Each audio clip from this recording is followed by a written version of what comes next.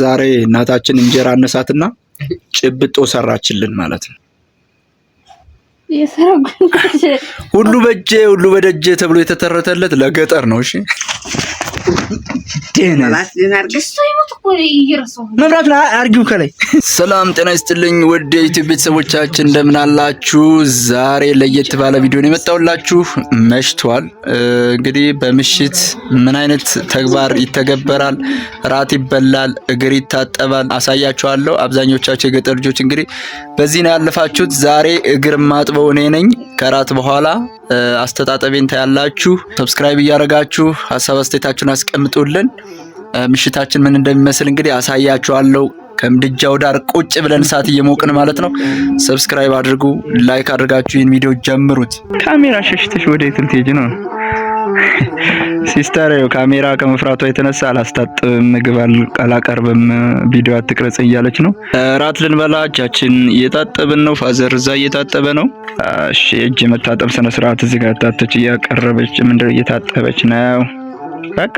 በቃ ጨረሽ። ታጥባ ጨረሰኝ። መድኃኒዓለም ስታጠብ ቆይቼ ብለው እኔ ብቻ ለብቻ መብላት ደስ አይለኝ። በሌማቱ አቅርቢ። በጣም የሚገርም ነገር ልንገራችሁ። ድሮ እናቶቻችን አባቶቻችን በገበታ ነበር የሚበሉት። በገበታ ማለት ከእንጨት በተሰራ ነገር ነበር የሚበሉት። አሁን ላይ ዘመኑ ቅጣምባሩ ጠፍቶታል። በገበታ ላይ እጃችን እያቦካን የምንበላው ቀርቶ አሁን በቃ ግማሽ እንጀራም ሆነ አንዳንድ እንጀራ ሆነ በሳህን ሆኗል ጨዋታው ማለት ነው። ደስ አይልም በሳህን መብላት። አብራችሁ ስትሆኑ ነው የሚበላችሁ። እኔ ብቻ ከሰው ጋር አብሬ ስበላ ነው ደስ የሚለኝና አሁን ገጠሩም ሁሉ በሳህን መብላት ለምዶ አሁን እታተይን በሳህን አንበላም አንድ ላይ አቅርቢ እያልኳት ነው። የድሮ ላይ ማታዩታላችሁ። እድሜ ጠገብ ነው ይሄ እንግዲህ እኛ ስንወለድ የነበረ ማለት ይቻላል። ዳርዳሩ በቆዳ እንትን ብሏል። ምንድነው ተለጉሟ። ወጣ እንቁላል ነች፣ ለየት ያለች ነገር። ውርዬ ምን እንደምትዩ ውር ኑ ባሉ ሰብሰብ በሉና እንብላ። አረ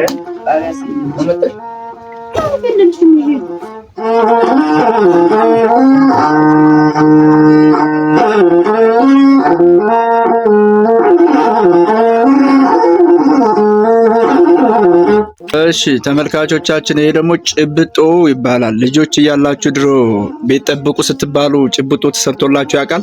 እና ዛሬ እናታችን እንጀራ አነሳትና ጭብጦ ሰራችልን ማለት ነው። እኔ ሁል ጊዜ ሪል የሆነ ነገር ነው የምናገረው። ምንም ማለባበስ የለውም። የሚኖረውን ህይወት ነው የምነግራችሁ ማለት ነው። ስለዚህ ይሄ እናታችን ያው ዛሬ ለራት ብቻ ላሁን ከምትጋግር ነገ ስለምትጋግር፣ ስለዚህ ለጊዜው ጭብጦ ተዘጋጅቶ በጎን ጭብጦ ቀረበልን ማለት ነው። አረ ጉረሽ እባክሽ እዚሁ ወገኛ አጉራሽ ትገምቱ ደግሞ አልጎርስም ልትይ ነው። በቃኝ ነኝ ብሎ። እሺ ቤተሰቦቻችን፣ እናቶቻችን የትራፊ መለቃቀም ይወዳሉ። ትርፍራፊ ማለት ነው። ለምንድን ነው ግን? ደህናውን እንጀራ ለኛ ያቀርቡና ትርፍራፊውን ወይም ምሳ ሰዓት ላይ የተረፈውን እንደዚህ አዲስ ወጥ ካለም አዲሱን ወጥ ለኛ አቅርበው የቆየውን ድስቱን ምናምን ይጠርጋሉ። የእናንተም እናቶች እንደዚህ ናቸው? አብዛኞቻችሁ የገጠር እናቶች እንደዚህ ይመስለኛልና የኛ እናት ሁሌ እንደዚህ ነው የምታደርገው። ሁሌ ጥሩ እንጀራ ማለት ደህና እንጀራ ምናምን አትበላም። ማታ በቃ ይሄንን የሳህኑ ያለውን እኛ ያተረፍነውን ምናምን ስጠራረግ ነው የምታበሸው። ይገርመኛል።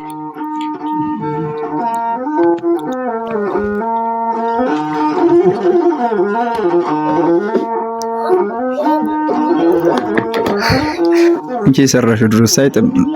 ማንኛውም ወንድም እኮ እህቱ የሰራችለትን ቢጥመውም አይጥምም ነው የሚለው። ታውቂያለሽ? ማድነቅ አይፈልግም። ያንቺ እናንተም እንደኛ ናችሁ። እህታችሁ የሰራችው ነገር ምን ቢጥም አናደንቃቸውም። ለምንድን ነው? እየጣመን እኮ ነው፣ እየወደድ ነው እኮ ነው። ግን እነሱን ምንም አይጥም ነገር ሰርተሽ ምናምን ማለት ነው። ጥርግ አድርገን በልተን እንደዛ ነው የለመደብንና እናንተም እንደዛ ናችሁ ወይ? እና አሁን እየጠየቅኳት የማይጥም ነገር ሰርተሽ ነው ምናምን ስላት የኔ ነገር ሁልጊዜ እንደዚህ ነው ምናምን ትላለች።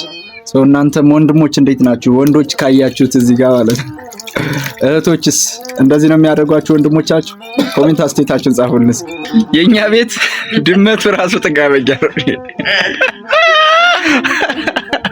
ድመቷ ራሱ በቃ እኛ የበላነውን ካልበላችሽ አትልምና ማዘሯ እየተበሳጨችባት ነው አሁን የሰጠቻትን አልበላም ብላ። በቃ ወጧን ስጋ ከሆነች ስጋ፣ ክክ ከሆነ ክክ፣ ያችን እኛ የበላናትን ነው መብላት የምትፈልገው ድመቷ ራሱ።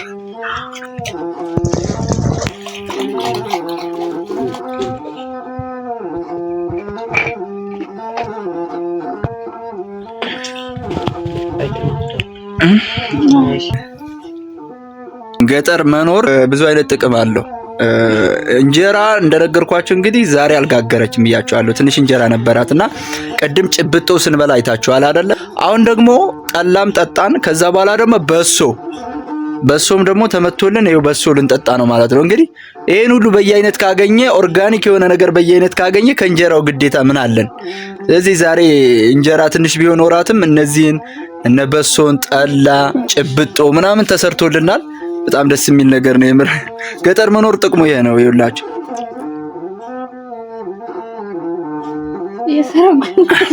ሁሉ በእጄ ሁሉ በደጄ ተብሎ የተተረተለት ለገጠር ነው። እሺ ከተማ ላይ ሁሉን የኔ ሱቅ ሩጭ ነበር እዚህ ግን ሁሉም ቤት ስላለ ኢቭን አሁን ይሄ ራሱ ባይኖር ቆሎ ሊቆላ ይችላል ምናምን፣ በቆሎ ሊታደር ሁላ ይችላል።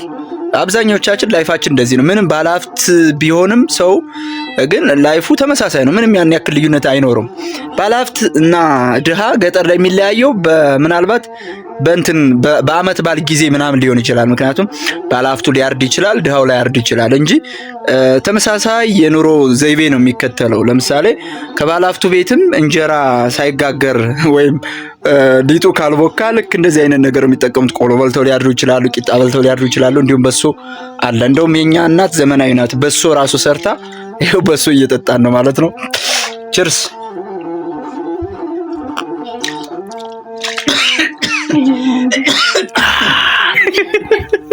መብራቱን አዝብሪላት ማውደን ይበዳች ፊት ለፊት ፊቷን አሳያት አዝብሪላችሁ። ሸበትኩ እኮ ታየሽ? ሸበትኩ። አምጪው መብራቱን ፊት ለፊት ፊቷን ይዋት ታተይ። ከዛ ወደዚህ ነው ራቅ በይ እንጂ ምንድነው መተሽ ተገነብሽ?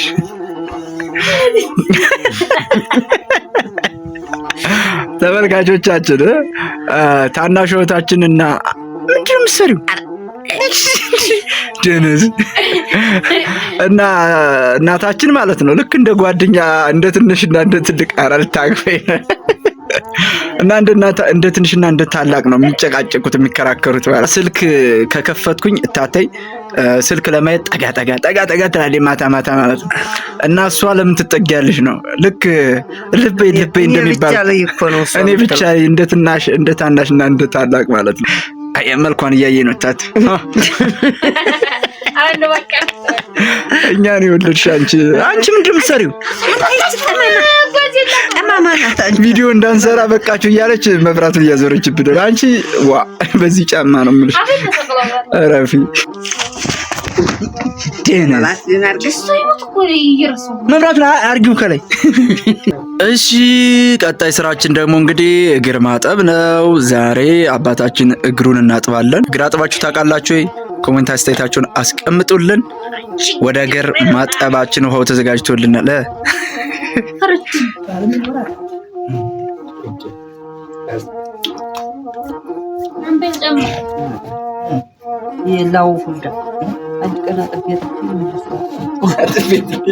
አንድ ቀን ያጠብሽው ለስንት ጊዜ ነው የሚውሽ? ለእኔስ እነ ወርቁ ይምረውንም ሳጥን አልተባልኩ። ወርቁ አመት ይቀመጥና መጥቶ ሳጥበው ተልተልተል ጭራሽ እዚያ ፍንጥር ይታጠበው ይመጣና ነው የነበርኩት ማለት አቆንዳሎ ጋርና ሁሉ እንትና አሜን አሜን የተደሰተው ይስጥልኝ፣ ጤና ይስጥልኝ። አሁን እንጀራውን ጨምሮ ከጤና ጋር ይስጥል። ከዚህ ዘመን ለአንድ ቀን አርጋ ያሳልፍ። ዘመን ያድርግና በረካው የሰሞኑን ይስጥል። አሜን። በረካውን በያላችሁበት እግዚአብሔር ፍሬ ያድርግልኝ። አሜን። በረካውን አሜን አሜን። ክፉ ያሳየን፣ መልካሙን ያሳልፍልን። አሜን። እግዚአብሔር ያክብርልኝ። አሜን። እግሩን አጥበህ ያጠብክበት ሳደፋ እያለች እየተበሳጨች ነው ሲስተር። እዛ ጋር ደፍታለች። በጋጡ ደፋችሁ፣ በከፍቶቹ ማደሪያ ማለት ነው።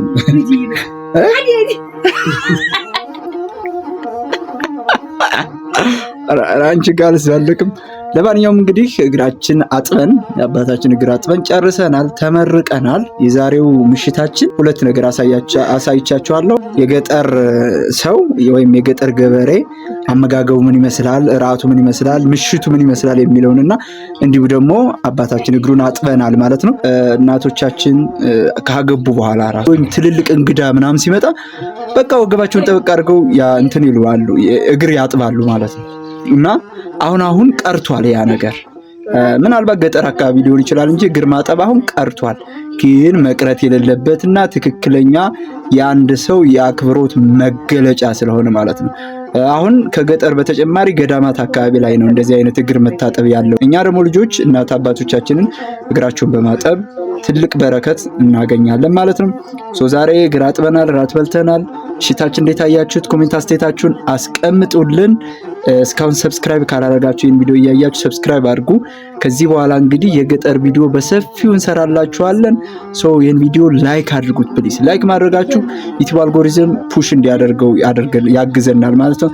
እዚህ ላይክ አድርጉት፣ ሀሳብ አስተያየታችሁን አስቀምጡልን። አሁንም ማዘርና ልጅቱ እየተጣሉ ነው በዛ ጋር። ለማንኛውም ሰብስክራይብ አድርጉ። እንግዲህ እግር አጥበናል፣ ራት በልተናል፣ ቤታችንን ገመናችንን አሳይተናቸዋል። የአብዛኛው የገጠር ህይወት ይህን ይመስላል ዞሮ ማለት ነው። ምንም ያንቺን ጓዳ ብቻ ቢያዩት ማለት። ስለዚህ እነዚህ ሰዎች ሰብስክራይብ ያድርጉ። ሰብስክራይብ ማለት ምን መሰለሽ? ቤተሰብ መሆን ማለት ነው። ለምሳሌ 2 ከነበረን አንድ ሰው ሰብስክራይብ ሲያደርግ 3 ሆን ማለት ነው። ስለዚህ ይሄ ቪዲዮ ምንጭ ነው ቪዲዮ ለ3 ሰው ይደርሳል ማለት ነው። ሌላም ደግሞ አንድ ሰው ሰብስክራይብ ሲያደርግ ለ4 ሰው እያለ ብዙ እንሆናለን ማለት ነው። ልክ እዚህ አካባቢኛ ቀበሌ ላይ እንዳሉት ሰዎች ብዙ እንድንሆን እኮ ነው። ስለዚህ ሰብስክራይብ አድርጉ ባያችሁ። እንዴት ሰብስክራይብ አድርጉ ባያችሁ። ሰብስክራይብ ያለ ስለዚህ ሰብስክራይብ አድርጉ። ብቻ ቋንቋውን አገጣጥማችሁ ስሙት። ሰብስክራይብ አድርጉ ብላችኋለች ታተይ። ሰብስክራይብ አድርጉ። የታተይን ቪዲዮ የታተይን ሙያ የገጠሩን ላይፍ ስታይል ከዚህ በኋላ በሰፊው እናስኮመኩማችኋለን። ስለዚህ ታተይ እንዳለችው ሰብስክራይብ አድርጉ። ሰላም በያችሁ። ቻው፣ ደህና ሁኑ። ቻው፣ ሰላም ሁኑ። አባት እናታችሁ ይጨምራችሁ። አሜን።